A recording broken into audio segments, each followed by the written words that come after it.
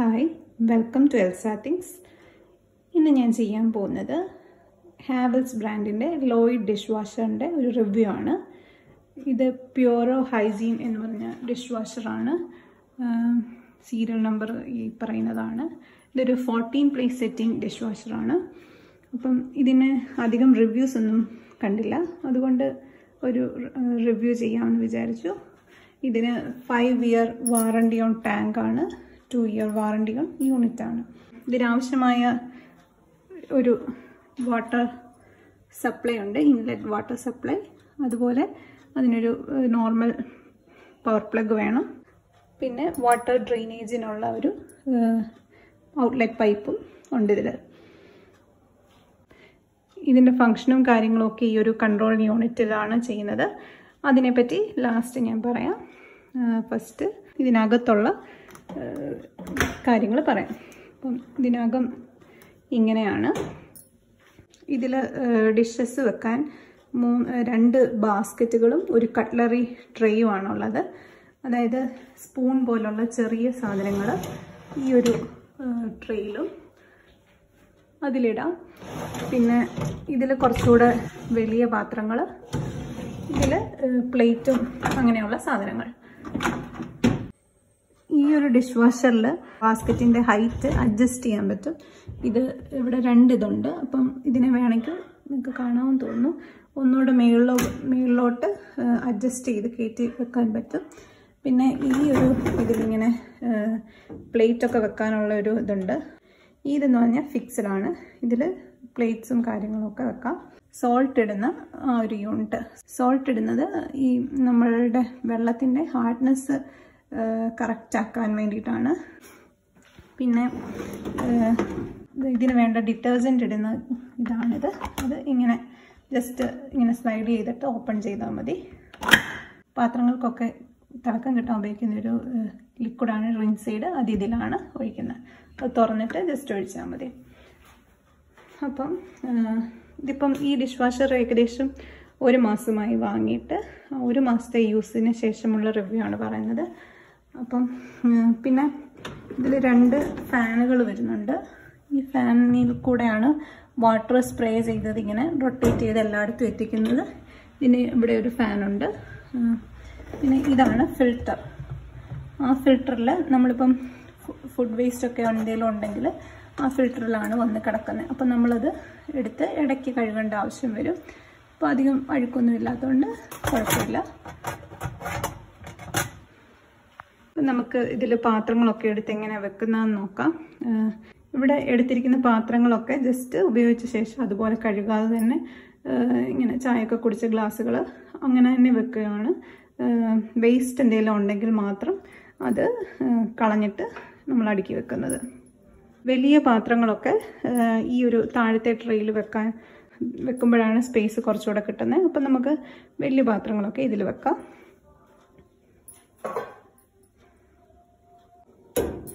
ഒരു ചായയുടെ പാത്രമാണ്, അതൊക്കെ ഇതിൽ വെക്കാം. ഫസ്റ്റ് വെച്ച് തുടങ്ങാം.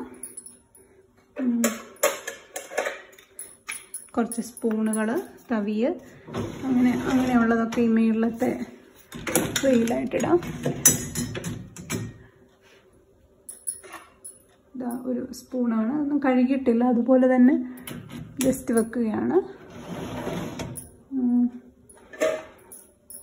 ഇത് പ്ലേറ്റ്, അതൊക്കെ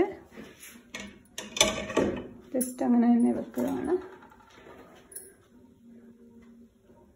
ഈ ഒരു പാത്രം, ചായ കുടിച്ച കപ്പുകളൊക്കെ അതൊക്കെ ഈ ഒരു പോർഷനിൽ വെക്കാം.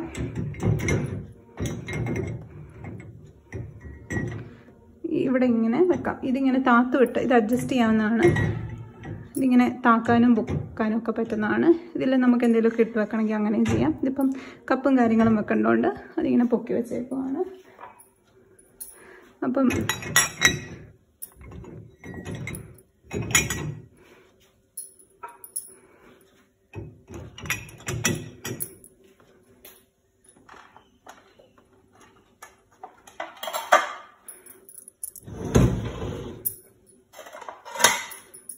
ഇത് നല്ല എണ്ണമയമൊക്കെ ഉള്ള പ്ലേറ്റാണ്. നെയ്യും എണ്ണയും അങ്ങനെയൊക്കെയുള്ള പ്ലേറ്റാണ്.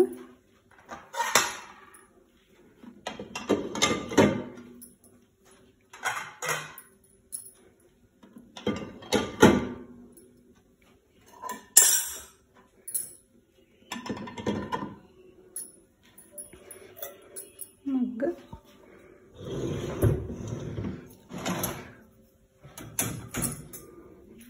ഇത്രയും പാത്രങ്ങളൂടെ ഏകദേശമുണ്ട്. അപ്പം അതുകൂടെ ഞാൻ എല്ലാം സെറ്റ് ചെയ്തിട്ട് ഇനി കാണിക്കാം. അപ്പം പാത്രങ്ങളെല്ലാം എടുത്തിട്ട് വെച്ചു. എല്ലാ ടൈപ്പ് പാത്രങ്ങളും ഉണ്ട്. എല്ലാം അഴുക്കായിട്ടിരിക്കുന്ന പീഡലിത്തട്ടും അങ്ങനെ എല്ലാം എടുത്തു വെച്ചിട്ടുണ്ട്. കാണാം എല്ലാത്തരം പാത്രങ്ങളും വെച്ചിട്ടുണ്ട്. കഴുകാതെ തന്നെയാണ് വെച്ചേക്കുന്നതെല്ലാം. ഇതിൽ കുറച്ചുകൂടെ സാധനങ്ങൾ വെക്കാൻ പറ്റും, പക്ഷെ ഇപ്പോൾ ഇത്ര ഉള്ളത് കൊണ്ടാണ്. ഇത് മൈക്രോവേവിൽ ഇടാവുന്ന ടൈപ്പുള്ള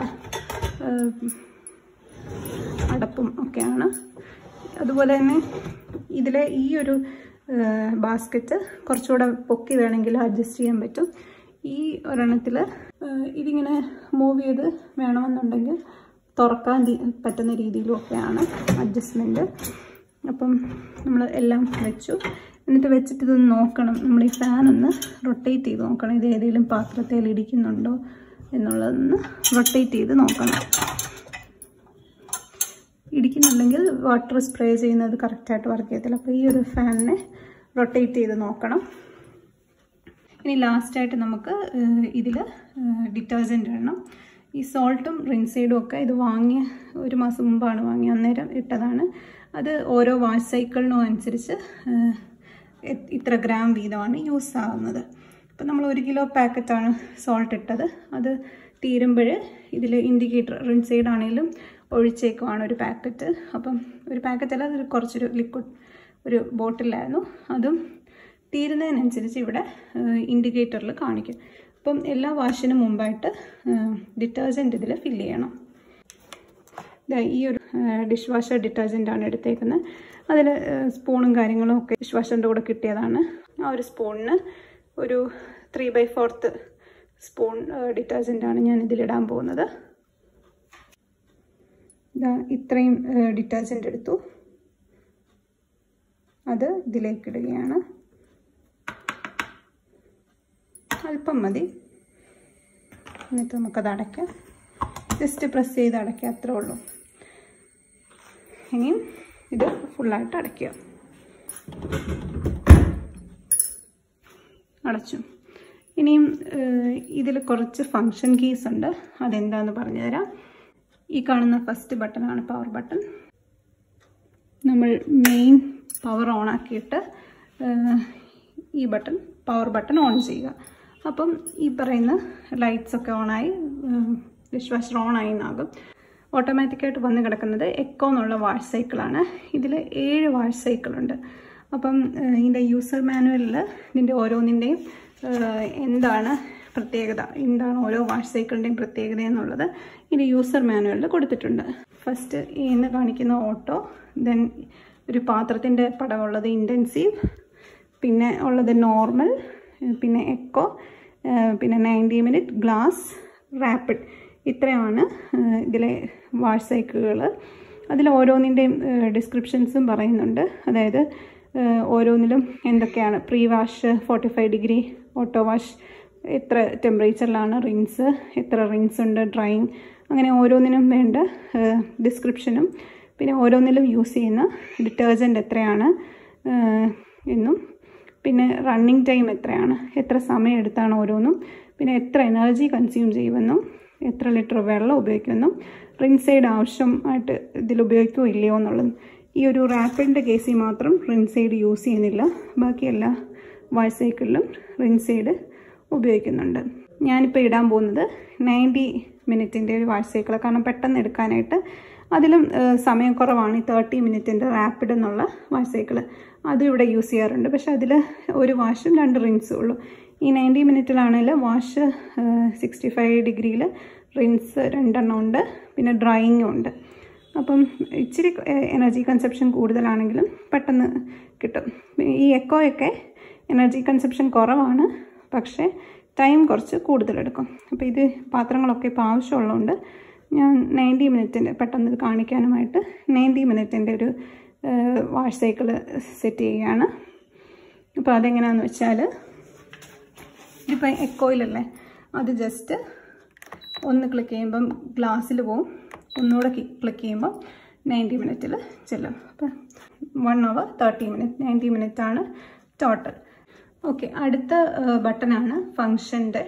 അതിൽ 2 ഫങ്ഷൻസ് ആണ്, അതായത് എക്സ്ട്രാ ക്ലീനിങ്ങും എക്സ്ട്രാ ഡ്രൈയിങ്ങും വേണ്ട കേസിലാണ്. അതെല്ലാം ഈ യൂസർ മാനുവലിൽ പറയുന്നുണ്ട്.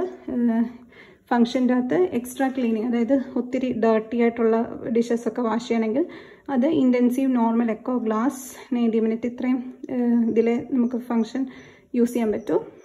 അതുപോലെ എക്സ്ട്രാ ഡ്രൈയിങ് വേണമെങ്കിലും നെക്സ്റ്റ് ബട്ടൺ ക്ലിക്ക് ചെയ്താൽ മതി. അതിപ്പം 2 കേസിലും ഓഫാണ്, നമുക്കതിൻ്റെ ഒന്നും ആവശ്യമില്ല. വേണമെങ്കിൽ അത് പ്രസ് ചെയ്താൽ ആവും.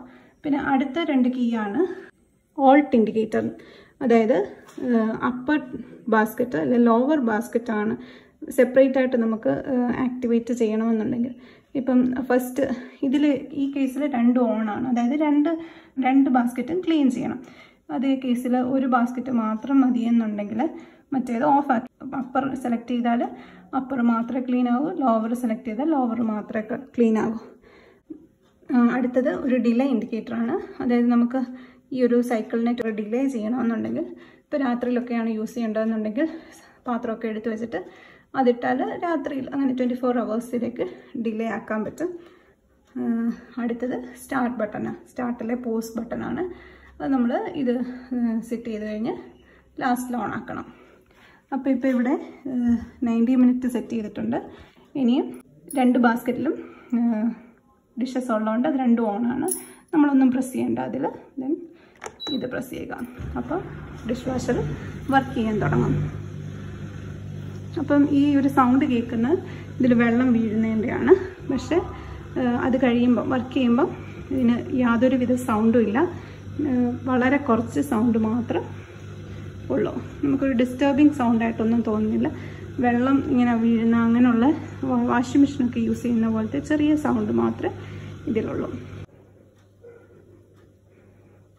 ഇതിപ്പോൾ വർക്കിംഗ് ആണ്, തീരെ ഒരു സൗണ്ട് ഇല്ല. അപ്പം നമുക്ക് ഇനി ഇത് ഡിഷസൊക്കെ വാഷ് ചെയ്ത് കഴിഞ്ഞ് എത്രമാത്രം വൃത്തിയായി എന്നുള്ളത് നോക്കാം.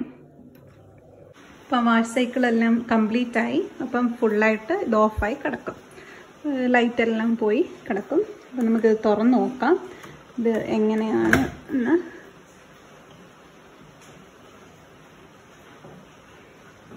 ഇതെല്ലാം ക്ലീനായിട്ട് ഇരിപ്പുണ്ട്. നമുക്ക് ഓരോ പാത്രം എടുത്ത് നോക്കാം എത്രമാത്രം ക്ലീനായി എന്നുള്ളത്. ഇതിന് ഇപ്പം നല്ല ഒരു ചൂടാണ്, പ്ലേറ്റൊക്കെ നല്ല ക്ലീനായി, നല്ല ചൂടാണ്. നോക്കാം, എണ്ണമയം എല്ലാം പോയി നല്ല ക്ലീനായിട്ട് വന്നു. എല്ലാത്തിലെയും എനിക്ക് കൈ പൊള്ളുന്ന പോലെ ചൂടാണ് സത്യത്തിൽ. ഇതെല്ലാം നമുക്ക് നോക്കുമ്പോൾ അറിയാം, നമുക്ക് കാണാൻ ഒന്നും വേസ്റ്റ് ഇല്ലാതെ ഫുള്ളായിട്ട് ക്ലീനായി. ഇവിടെ ഒരു ഇഡലിത്തട്ടുണ്ടായിരുന്നു, അത് നമുക്ക് നോക്കാം. അതും ഫുൾ ക്ലീനായി.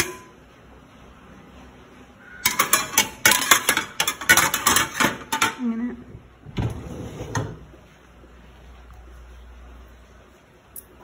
ചായയുടെയൊക്കെ ഗ്ലാസ് ഫുൾ നല്ല ക്ലീനാണ്. ഇതെല്ലാം നല്ല ചൂടുമാണ്, എനിക്ക് കയ്യിൽ നല്ല ചൂടാണ്.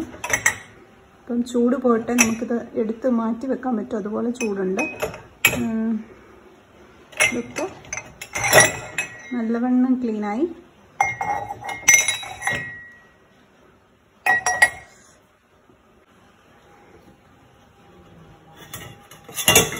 ഇതൊക്കെ ചായയുടെ ആ പാത്രമൊക്കെയാണ്, അതൊക്കെ നന്നായിട്ട് ക്ലീനായി.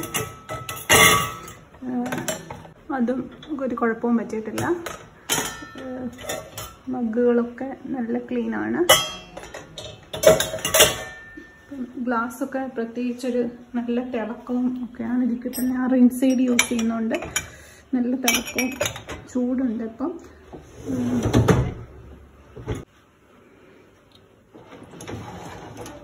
സ്പൂണുകളും ഒക്കെ ഇവിടെ ക്ലീനായിട്ടിരിപ്പുണ്ട്. അപ്പം ഇതൊക്കെ ഇനി ചൂട് കുറഞ്ഞിട്ട് ആവശ്യത്തിനനുസരിച്ച് എടുത്ത് മാറ്റി വെക്കാം. വാഷ് സൈക്കിൾ കഴിയുമ്പോഴത്തേനും ഇതിലെ ഡിറ്റർജൻറ്റ് ഫുൾ തീർന്നിട്ട് ഇത് തന്നെ ഓപ്പണായി കിടക്കും. അപ്പം അത്രേ ഉള്ളൂ. അപ്പം ഒത്തിരി പാത്രങ്ങളൊക്കെ കഴുകാനുള്ള സാഹചര്യത്തിൽ എല്ലാവർക്കും യൂസ്ഫുൾ ആയിട്ടുള്ളൊരു പ്രോഡക്റ്റാണ് ഡിഷ് വാഷർ. അപ്പോൾ അത്രേ ഉള്ളൂ വീഡിയോ.